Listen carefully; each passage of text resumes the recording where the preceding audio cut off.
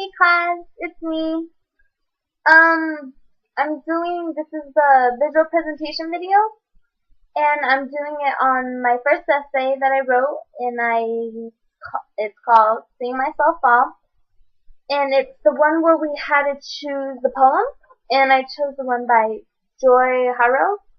I think that's how you say her last name. It's the woman hanging from the 13th floor window, and I'm going to read you guys the poem, and then I'll tell you how I connected with it, and how I can kind of relate myself to one of the women hanging from the 13th floor window. Alright, she is the woman hanging from the 13th floor window. Her hands are pressed right against the concrete molding of the tenement building. She hangs from the 13th floor window in East Chicago, with a swirl of birds over her head. They could be a halo or a storm of glass waiting to crush her. She thinks she will be set free. The woman hanging from the 13th floor window on the east side of Chicago is not alone. She is a woman of children, of the baby Carlos and of Margaret, and of Jimmy, who is the oldest. She is her mother's daughter and her father's son. She is several pieces between the two husbands she has had. She is all the women of the apartment building who stand watching her, watching themselves. When she was young, she ate wild rice on scraped-down plates in warm wood rooms. It was in the farther north, and she was the baby then. They rocked her. She sees Lake Michigan, lapping at the shores of herself. It is a dizzy hole of water, and the rich lies in tall glass houses at the edge of it. In some places, Lake Michigan speaks softly. Here it just sputters and butts itself against the asphalt. She sees other buildings just like hers. She sees other women hanging from many floored windows, counting their lives in the palms of their hands and in the palms of their children's hands. She is the woman hanging from the 13th floor window on the Indian side of town. Her belly is soft from her child's birth. Her worn Levi's sink down below her waist, and then her feet, and then her heart. She is dangling. The woman hanging from the 13th floor window hears voices.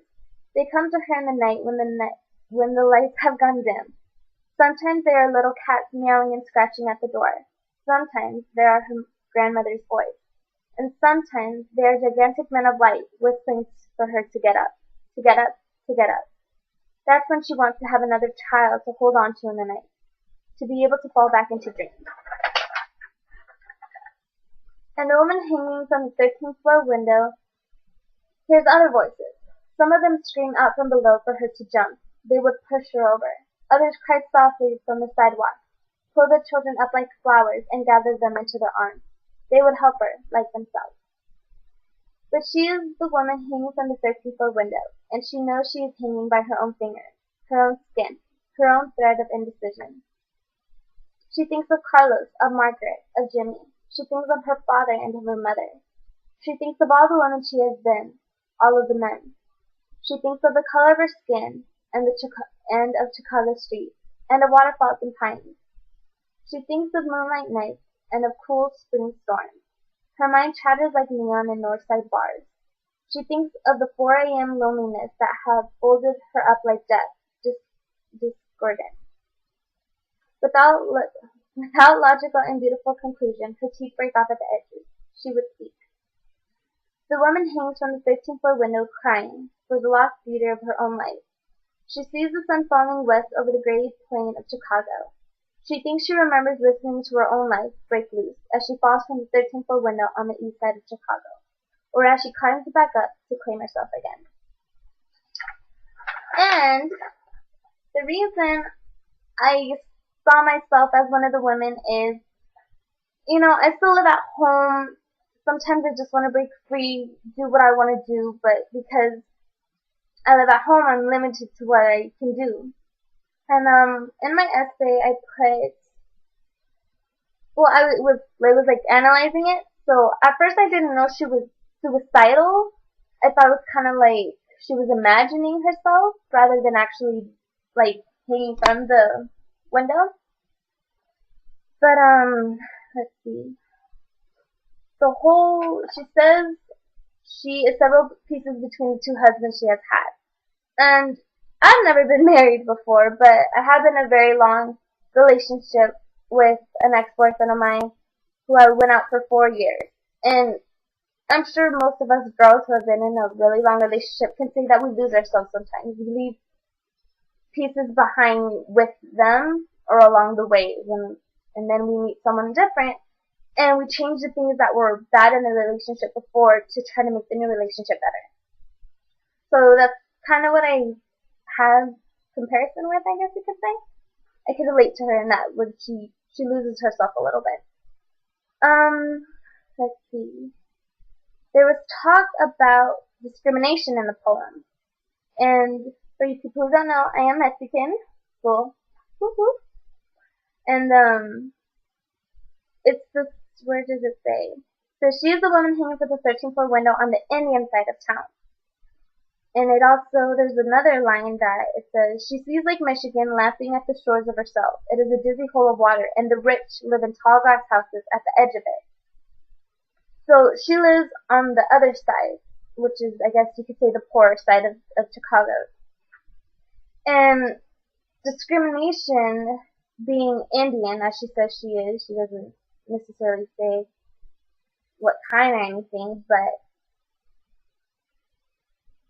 I interpret it as discrimination is also why she's hanging from the window.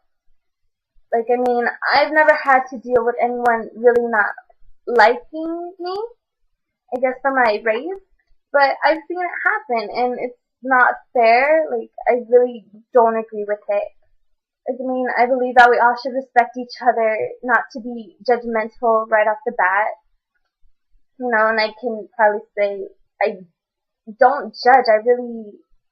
I meet someone new, and I'm not quick or like, you dress weird or something like that. I'm not that type of girl. So that's kind of why I related to the poem as well, even though I don't deal with discrimination much, but I do know people who have. What else? Let's see. Just gonna pick bits and parts of this.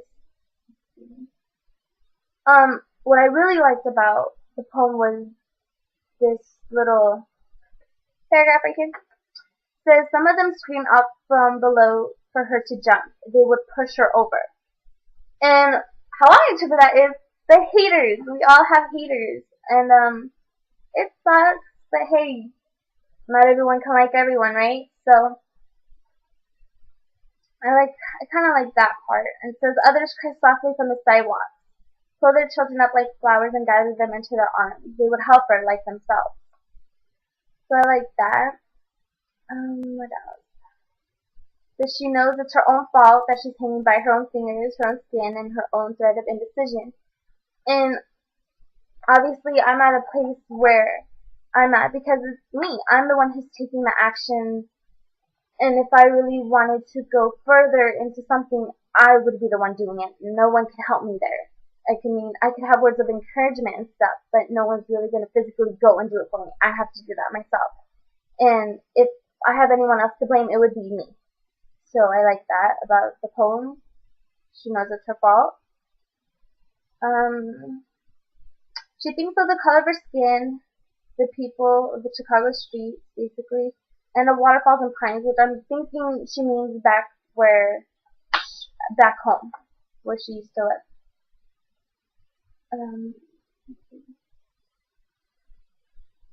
Let me go back. Instead of looking at the poem, I should be looking at my everything.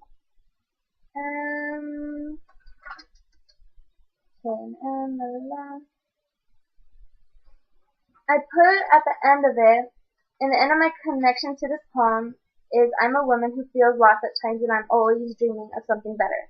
Like I said, I'm the one who's going to have to be achieving those dreams. No one else can achieve them for me. The whole suicidal part, I'm not suicidal, so don't worry. So just to make that clear. Although I do get sad sometimes. When you want something so bad and you just can't have it, it just makes you sad. I don't know if anyone else experiences the same thing.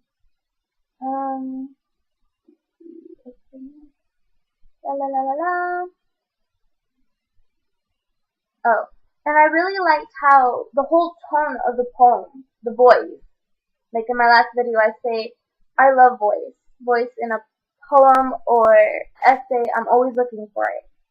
See if I can actually hear the writer saying it. And obviously, I feel like the poem is more towards women, I guess, because it is a woman who's hanging from the window, not a guy. But I'm sure there's guys out there feeling the same way. I don't know if they'd be hanging from a window though. But yeah. And since we really don't know, because it doesn't really specifically say if she did climb up back from the window or if she ended up falling, but there was a part where it said if she would fall, if it'd be a strong enough voice for people to understand, I guess, where she's coming from, the whole discrimination and not being treated fairly, especially as, you know, women aren't treated fairly all the time, so maybe that was another reason. Yeah, but other than that, I think that's it. So, I hope you guys liked my whole interpretation. If you guys just read the essay and didn't really understand how I really related to it, there you have it. So, it was fun, class. It's my last video, so bye!